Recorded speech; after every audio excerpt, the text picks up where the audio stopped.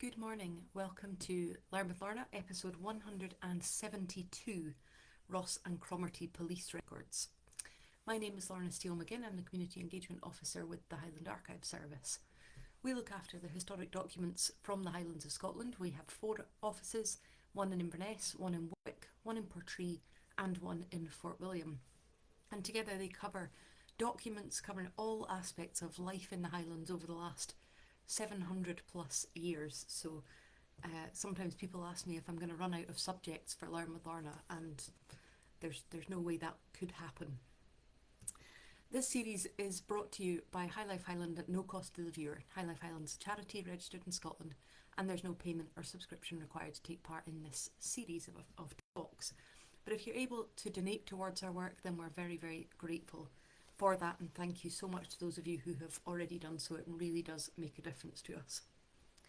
So we're returning this week to a much loved subject, police records, a collection that people are always really fascinated by, whether they have ancestors who are in the police, current family members serving, or just interested in the stories and the social history that comes out of them. So this week we're looking specifically at police records relating to Ross and Cromarty. I've previously looked at Caithness police records and at Lochaber police records, so if you haven't watched those, then please do go and have a wee look. They're all got different stories in them. So let's start, as I always do with this subject, with an overview of policing across that area. And Ross and Cromarty is a particularly interesting area, diverse, large space. The county stretches from 1889 to 1975, when Ross and Cromarty was the county name, stretching across from the likes of Portmahomack, Ballintor, Cromarty, Fortrose on the east coast, right over not only to Achilty to Applecross on the west, but also across to the Isle of Lewis, not including Harris or the other Western Isles, as they were part of Inverness and part of Argyll, depending on which ones you're looking at. But Lewis, part of Ross and Cromarty. And then, of course, prior to the formation of Ross and Cromarty, there was Rossshire and Cromartyshire. So let's start with an overview of how policing was administered across that wide area. Policing in Ross and Cromarty was initially administered by 2 forces: West Ross Police, established in 1850, and Easter Ross Police, established around 1850. The 2 forces were merged in 1853 to form the Rossshire Constabulary. Prior to the 1857 Act, the borough of Dingwall also had its own police force, which consisted of 2 men. Cromartyshire Constabulary was established in 1869, with the two forces later merging in 1889, at the same point that the county is formed, to form Ross and Cromarty Constabulary. Policing in the county of Sutherland, which I know we're talking about Ross and Cromarty, but it's relevant. Policing in the county of Sutherland evolved by force by force, village by village, prior to the adoption of the 1857 Act and the formation of Sutherland Constabulary. And then in 1963, the Ross and Cromarty and Sutherland Constabularies were merged to form Ross and Sutherland. And then in 1975, with local government reorganisation, at the same time again that local government change is happening, Ross and Sutherland Constabulary and Inverness Constabulary were merged with the existing Northern, the Nairn and Western Moray, and parts of the Scottish North East Counties Constabulary, and the northern part of Argyll, to form the Northern Constabulary, which covered the local authority regions of Highland, Orkney, Shetland and the Western Isles. And then, of course, Police Scotland formed in 2013, merging all of those regional forces into one national force. So even in that summary of where policing has come from in the area, we can see a borough police force, a split county police force with East and West Ross, merged counties police. So it all depends what date you're looking at as to who is in charge of policing and what the structure is at that given time. So, as usual, there are many record types within the Ross and Cromarty police records, although I don't know how this had not come to my notice so much before, but really fascinating to see we have no daily occurrence books for that vast area of Ross and Cromarty. So usually that's the one I tell stories from, the police daily occurrence books, but I've found all sorts of other things instead. Okay, so let's start from one of the earliest documents within the Ross and Cromarty police records, a little booklet dating 1854 entitled Regulations and Instructions to be observed by the constabulary force for the county of Ross and for the general guidance of constables. Which might sound like a bit dry. It's an instruction manual, essentially. But when I went to have a look at it, there are so many bits of it I could have shared with you today, because this booklet was required reading for recruits. They had to read it and be examined on it prior to being appointed and sworn into the force. And there's loads of little gems of information in it. So it opens with a description of the roles and responsibilities of the force superintendents. And it states that the superintendent from within the HQ in Dingwall should devote his whole time and attention to the duties of his office, which included selecting and appointing constables with the committee's approval, and, interesting, but perhaps not surprising, when he makes the rounds of the county to wait upon the justices and the county gentlemen and their factors to see if they have anything to report or discuss. But I just found interesting that there's a requirement there for the superintendent essentially to keep on the good side of all the country gentlemen and the justices of the peace. Here are some other snippets from the superintendent's rules. At the end of the year, he shall make up and submit to the committee a state showing the number of cases of every description which have occurred, whether of vagrancy or of crime, classifying them under the divisions of male and female, their ages, and in the case of crimes, specifying the crimes, the punishments, and also the judges before whom the cases have been tried. The next point is he must be exemplary in his conduct and maintain at all times a firm but kind and conciliatory deportment to individuals of every rank. He will at all occasions impress on the minds of the constables the great object of their appointment, viz. The prevention of crime and vagrancy and the protection of life and property.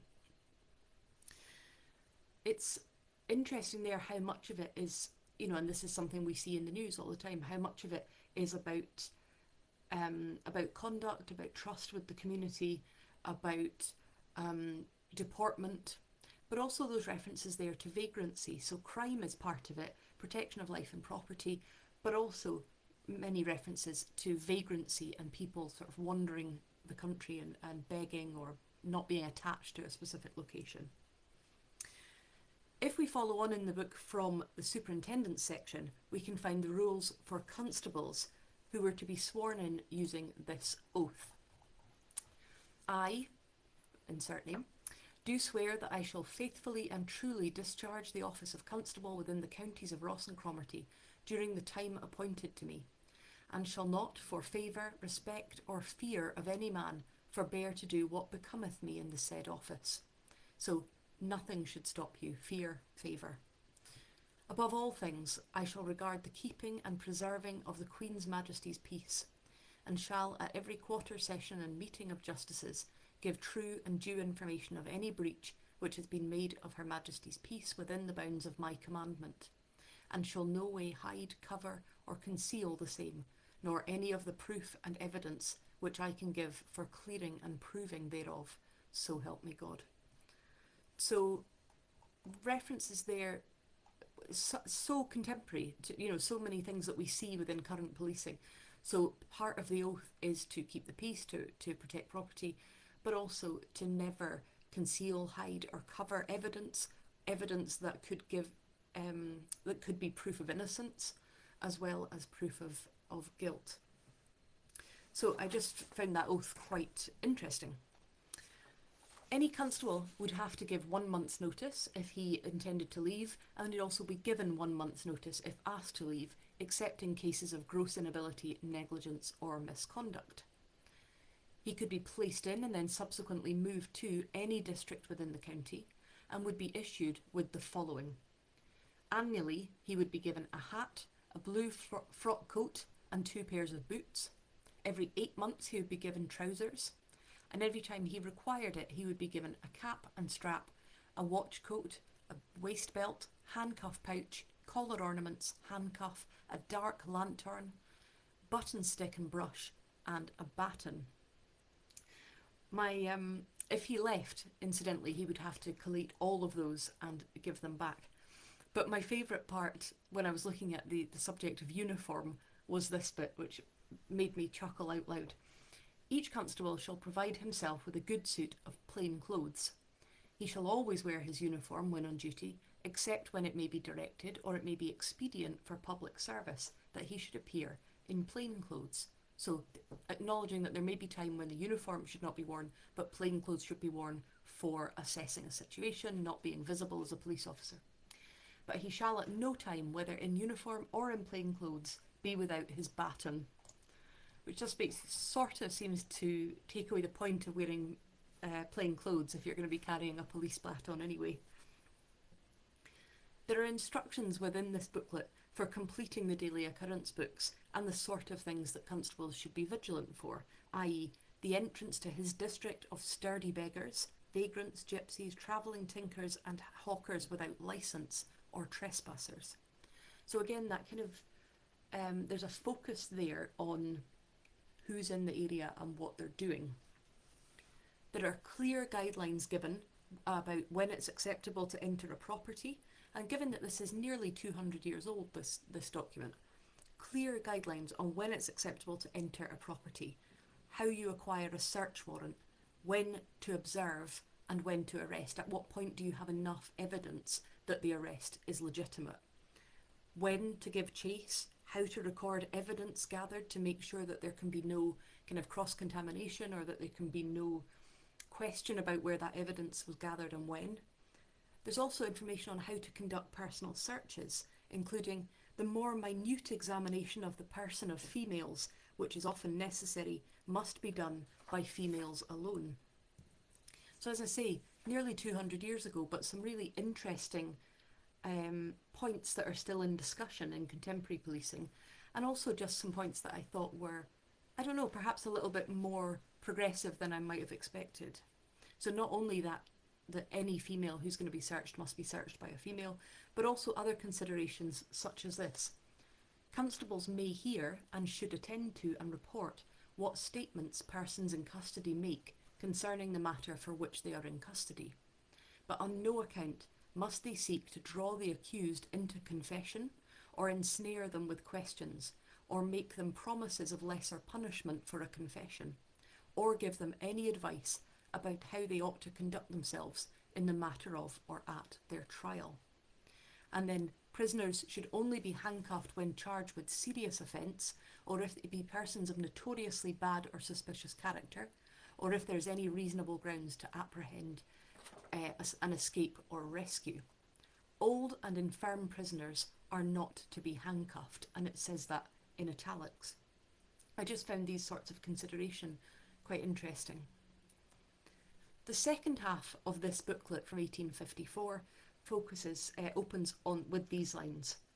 Whereas the provisions of the General Road Acts have been much neglected and infringed upon for some time past, to the great inconvenience, risk and danger of the public, we hereby give notice to all concerned that the rules and regulations in the said acts will be strictly enforced in the future. And then it goes on to say, just to be absolutely clear on what laws we're talking about, here are the laws underneath and the penalties that will be incurred if they are breached. So interesting, that focus on the Road Acts and the fact that we've noticed that people are not paying proper attention to the Road Acts, and that's not happening anymore. So it goes on to break down those offences in the Road Act into those that merit different fines if contravened. So for instance, no person is to be the driver of more than 2 carts, wagons or carriages at once. And when one person is driving 2 carts or wagons, the hinder one, so one behind, is not to have more than 1 horse and is to be attached by a rein to the first cart. So you're not to drive more than 2 carts at a time, which seems like it would be a feat anyway. And if you do have 2, they need to be attached together. The back one can only have 1 horse. And if you don't do that, you'll get charged 40 shillings. There are rules that would earn fines of 40 shillings, 50 shillings, £5, or £5 plus costs if they were broken. So for instance, in the 50 shillings section, no beast of any description to be killed, dressed, scalded or cut up on or next to the road. I dread to think what scalding a beast involves.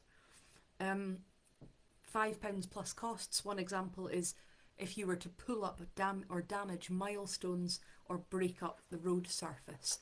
That would be a fine of £5 and the costs of repairing it. So it's a really fascinating wee booklet. I mentioned in that section about superintendents that report writing was a big part of their job, and also for the constables keeping their daily occurrence book, that importance of a written record of evidence is throughout the ranks, including the requirement for the chief constable to produce an annual report. We have annual reports for Ross and Cromarty from 1875 through to the 1970s. And the 1875 Ross and Cromarty Chief Constable's Annual Return has some really interesting information about the crimes committed across the county and across the parishes within the county, laid out in tabular form, so it's very quick and easy to study, a very simple document to look at. And they make an interesting study for people who have the impression that crimes didn't happen much in the Highlands in the past. So we can see that in 1875 there was 1 murder and there were 82 other offences against the person, including 76 physical assaults, 96 offences against property, things like fraud, horse stealing, but predominantly within that section, theft, 73 counts of theft and 2 housebreaking. And interestingly, there are 134 instances of miscellaneous offence, things like desertion from the army or navy, lunacy appearing in the criminal counts, furious driving, but assault, breach of the peace and disorderly conduct, again in large numbers in this section, 86. So I don't know, Dave, Connor, if you're watching now or subsequently, or if anyone else who knows about the history of policing, I would be interested to know the difference between those 82 assaults that appear under offences against the person and the 86 that appear under miscellaneous offence. My guess is that it's the severity of the attack, but if anyone has any thoughts, do share them with me. Next to that is a table showing where in the county the crimes were committed, and that's interesting too. So we can see that 1 murder in 1875 was in the Lochs area of Lewis.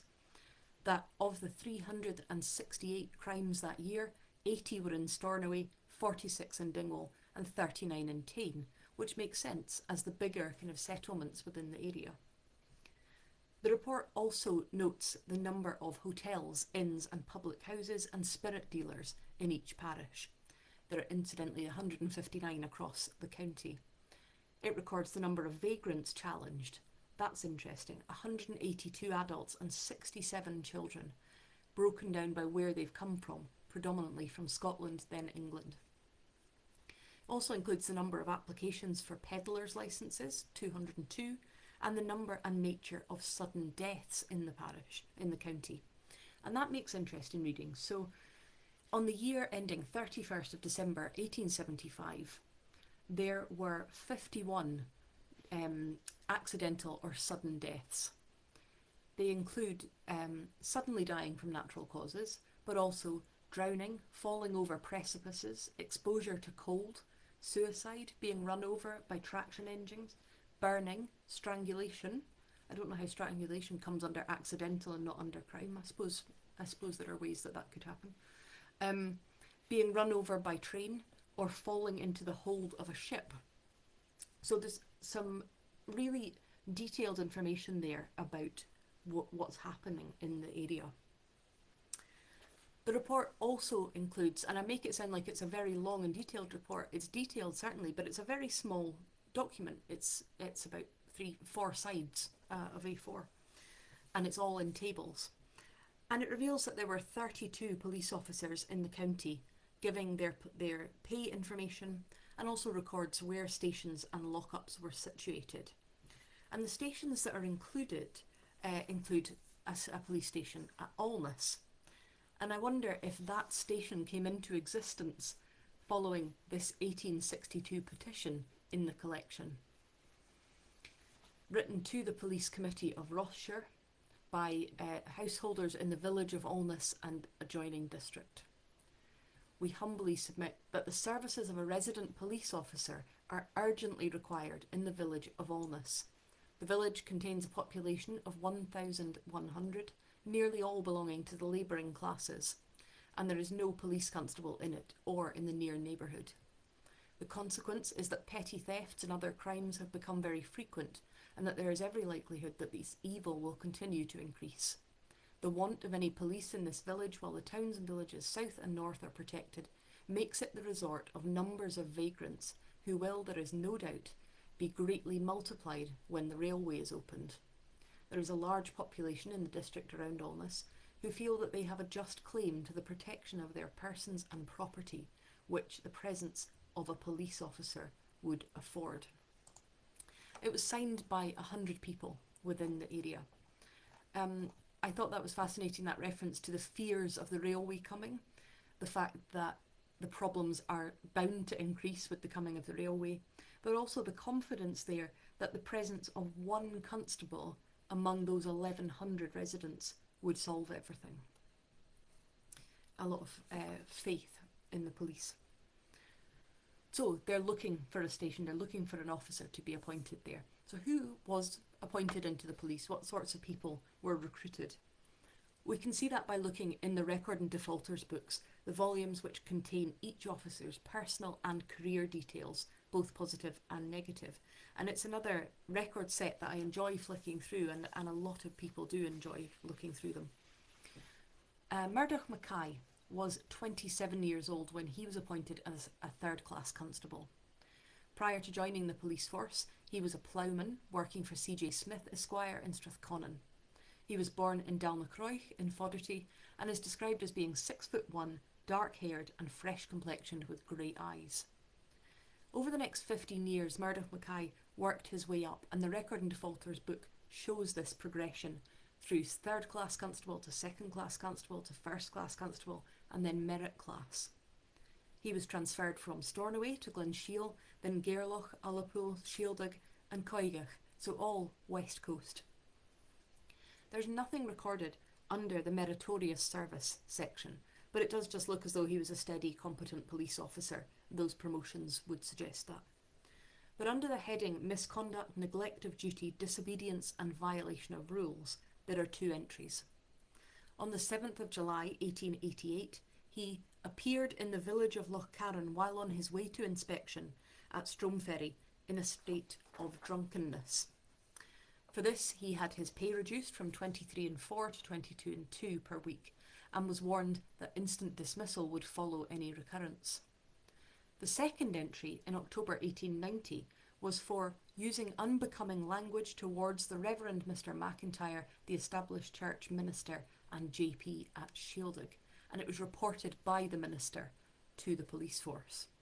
And for this he was severely reprimanded and ordered to send a written apology, but I just wondered what he said to the minister and why, what prompted that outburst. Murdoch Mackay retired from the police on his police pension in 1902. The second police officer I wanted to talk about using the Record and Defaulters book is John Campbell. John Campbell was born in the parish of Urquhart in Logie Wester and was 24-year-old labour, 6'1½", brown-haired, brown-eyed, when he applied to join the police in 1894. He was stationed at Dingwall, Hill of Fern and Invergordon, and like Murdoch, he rose through the ranks, ending up as a sergeant. But in contrast with Murdoch Mackay, he only has meritorious service entries, and substantial ones at that. On the 11th of April 1918, rendering valuable services in connection with the military policy in dealing with aliens and persons suspected of acting against the interests of the country.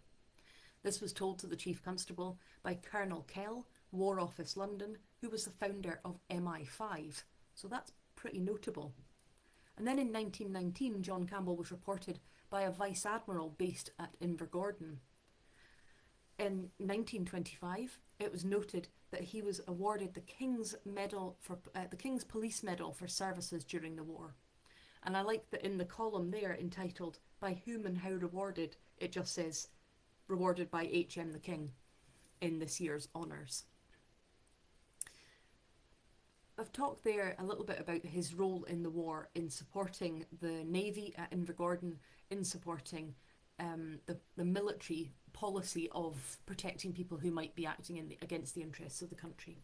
And the two world wars do loom large in the police records. Of course, in daily occurrence books where they detail what's been happening, but also in Chief Constable's letter books. We have a huge collection of those for Ross and Cromarty, and orders, memoranda and circulars. So there's lots of references to the wars within police records. Police often took on a lot of work in World War I and World War II, as the police often end up doing in moments of crisis. And that's often what I focus on when I'm looking at wartime. But having looked at John Campbell's records for service during World War I thought I would share instead, rather than something to do with what they had to do at a moment of crisis, I thought I would share the message of congratulation and thanks that was issued to the police force after World War II, issued from the Secretary of State for Scotland. On this historic day, when hostilities in Europe have ceased and our country, though still faced with armed tasks in other parts of the world, is itself no longer in the firing line, I desire to express my warmest thanks to the Scottish Police Service for the notable part which it has played throughout more than 5.5 years of war. The preservation of law and order and the protection of life and property, especially in the difficult circumstances created by the nature and extent of modern warfare, have made strenuous and sometimes protracted demands upon the time, energy and the ingenuity of the members of the police service. Many of you have been subjected to experiences which required the exercise of unflinching courage in the face of danger. I am very proud of the unfailing efficiency and resolute devotion which all sections of the service, regular and auxiliary, men and women, whole-time and part-time, have discharged their many duties. And to all who are in the service now or have been in it during the war, I wish to say how glad I am that it has been my privilege as Secretary of State for Scotland to be associated with this service. It's a really beautiful message, I think, sent at the end of World War II to the police forces of Scotland, accompanied in Ross and Cromarty's instance by a message from the Ross and Cromarty County Chief Constable as well.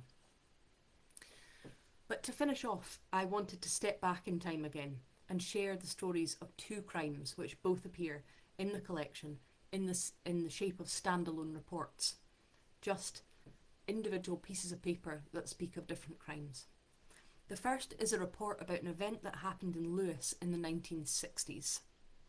A body was found in the peat on Arnish Moor, not a recent body, but a body of archaeological interest.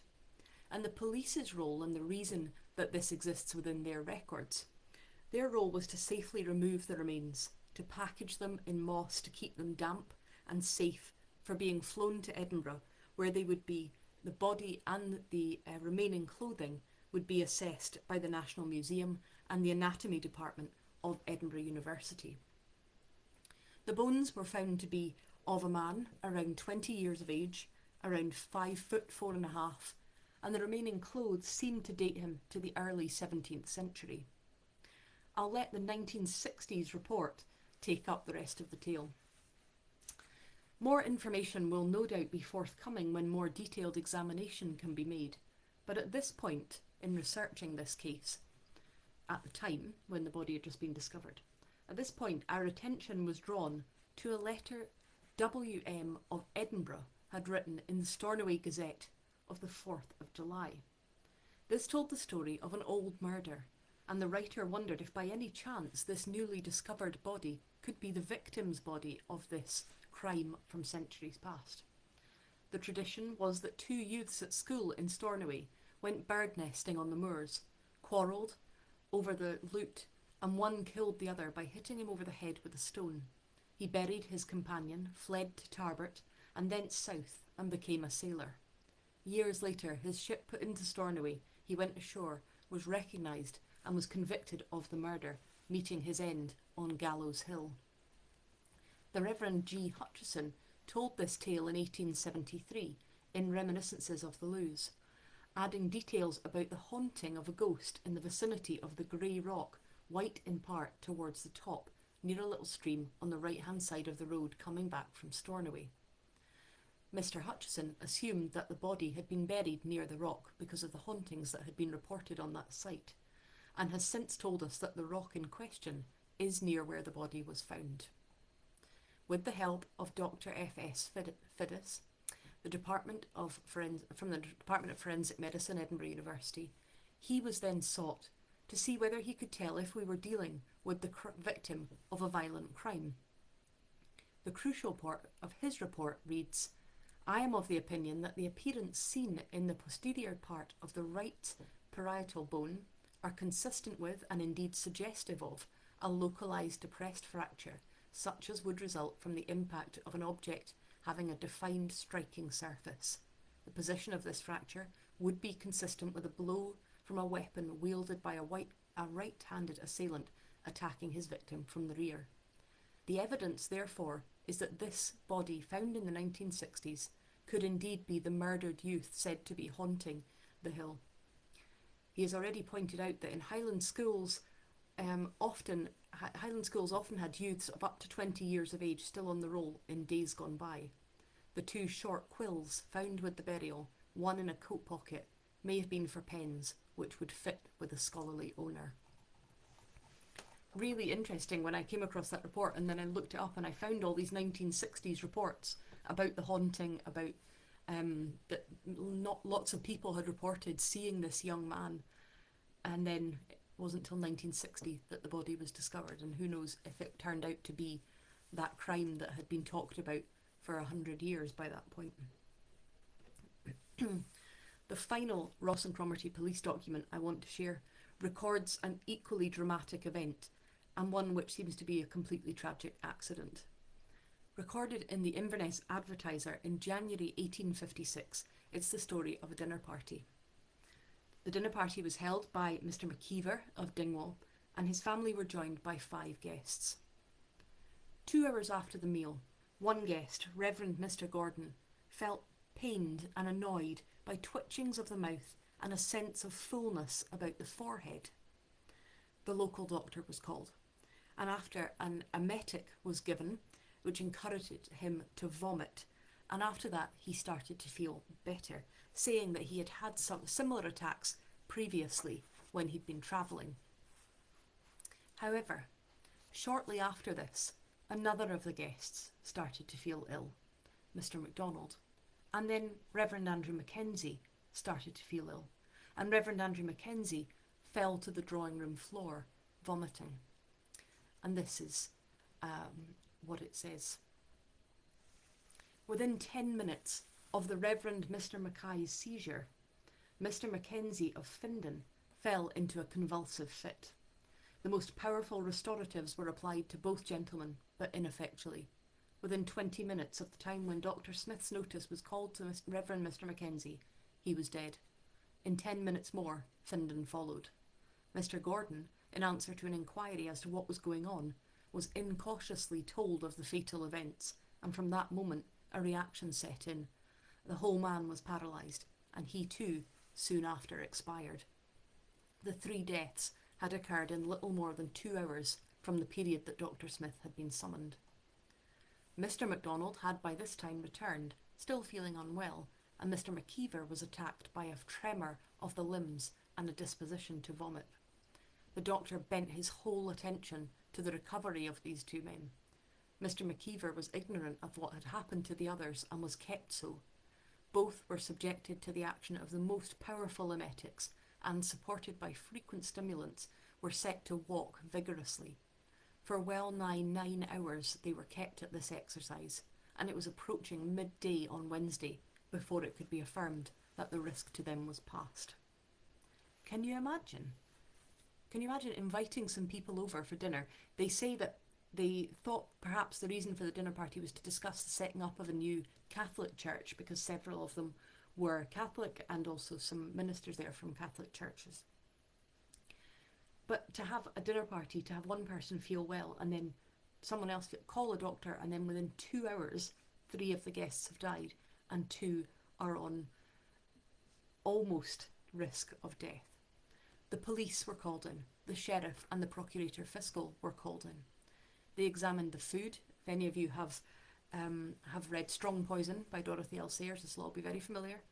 They examined the food, they took samples of everything. They worked out whether the servants had eaten anything, which meals had the servants not partaken of. They laid out the corpses on the dining room table to be initially studied ahead of post-mortems that would be carried out in Dingwall Courthouse. So, was this willful murder, or was this something else? Well, here's how the article reported their conclusion. It appears that on Tuesday, the cook in Mr. McKeever's house, being busy at the time, sent a servant lad to the garden to get radishes, and that he instead brought her several roots of the plant known as monkshood or wolfsbane, which are highly dangerous. Though bulbous and not tapering like the radish, they appear in substance a great resemblance to it. Not heeding the difference in shape and departing from the usual mode of garnishing a roast, the cook grated them down, mixed them with hot water, and poured them as a sauce over the beef. That this is true is confirmed by the fact that the remains of the roots used, along with some which had been cast aside as superfluous, were found in the sink. How the boy came to commit this mistake has also been explained. The gardener, who works for Mr. McKeever, having been sent for, was questioned as to whether he thought there was any monkshood in the garden. He said he thought there was, but he wasn't sure where. Was there any horseradish? Yes, was the reply, and that he could easily point to. Having been asked to do so, he went at once to the place, and there, within 18 inches of where the radishes grew, was found a patch of monkshood. At table, Mr. McKeever, when cutting it, had remarked on the peculiar flavour of the beef, but he and all the male guests had partaken of it, Mr. MacDonald more sparingly so than the others. The ladies and children had decided to decline it, and no bad effects had followed their meal. So there you go. All sorts of information within the Ross and Cromarty police records. I'll stop talking there as we run over a little bit, but I hope you found that interesting. It's a wonderful collection. Do come and have a look through it. Next week we'll be looking at engineers and engineering. Thank you for joining me this week, and a reminder that this series is brought to you by High Life Highland at no cost to the viewer. High Life Highland's a charity registered in Scotland, and there's no payment or subscription required to take part in this series of events. But if you can donate towards our work, thank you for doing so. It is greatly appreciated. And thank you for all your comments. Lovely to see all your words coming in. Thank you.